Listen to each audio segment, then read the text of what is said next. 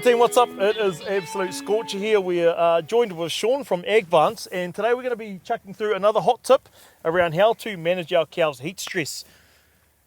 Bit of a weird one for me, this one. So we're going to be talking about seaweed, myself being a bit of a free diver and absolutely loving the water. Obviously my name's Tangaro, God of the Sea.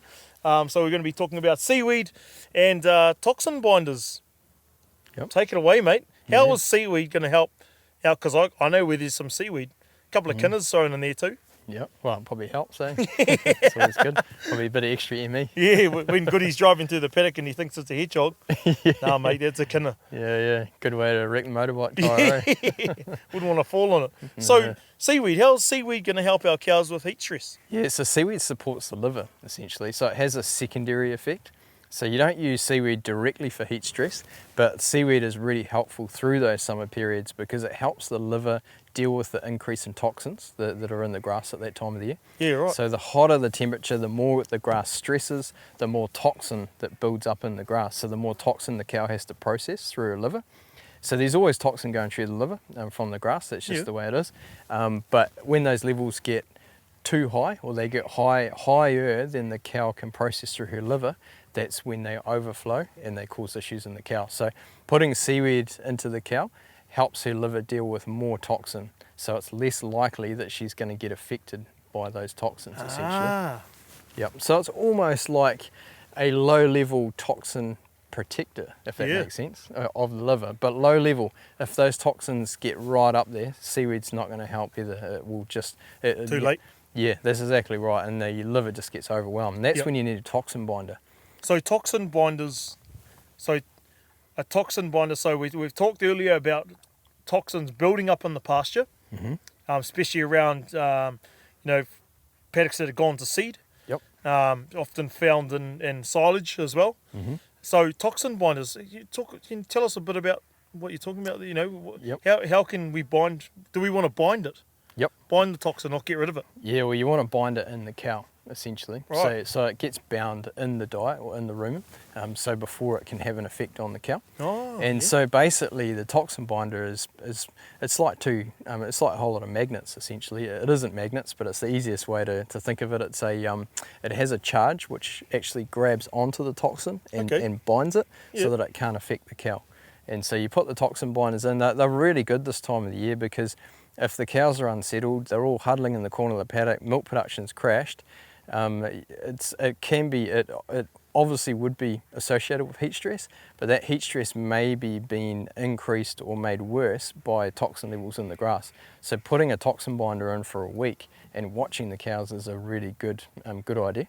Right. And the thing is, if you see a shift in the cows, milk production increases, well then it's well worth spending the money and keep that toxin binder going. Yeah. But if you see no difference, well then you take it out, obviously. Gotcha. Yeah. That's interesting, eh? Yeah, so essentially it's really, it's looking for a change in behaviour in the cows, putting the toxin binder in, and then watching the cows to see if you get a response. So how do we manage, what's the practical side of using a toxin binder? Yep, great question. So it's a powder. So it has to go in with the feed. So you can go in with your silage, your in-shed feeding, but it's not water soluble, so it can't go through the water. Right. Will the cows lick it? Do they not like it? No, they probably will, but they won't lick a massive amount of it. Okay. And it's hard free choice because it's probably a bit too expensive to just throw out their free choice like you would salt, for example. Yep. So yeah, if you can put it with feed, it is definitely better. Wicked. Oh, well, we'll look forward to getting a bit of that product in our hands and having a look at it. Yep. Have you tasted it? No, I haven't. There's always a first day. Yeah, we'll catch up next month where we talk about how Sean's going to eat that toxin binder. Yeah, we probably should try some here, actually. Are we keen? I won't try any here, but it'd be good to get some into the cows. Because you're in-shed feeding, and the way those cows are standing on the race, it'd be worth keeping an eye on it and just seeing.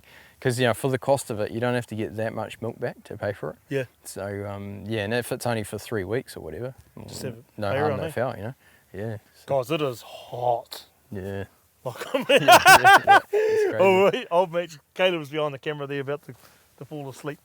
It is freaking hot here right now. So hope you guys enjoyed that. I'm falling asleep, so we're going to call it quits for the next month, until next month. I'm getting a bit of heat stress myself, I think. So we've been here for about 2.5 hours recording some awesome content. And the cows are not moving at all, and it is freaking hot. So thanks, mate, for enduring this heat with me. No, it's good fun. I think next time I might have a couple of beers, eh? Yeah, Me and I mate, wouldn't complain could with have a that. sip right now. Yeah.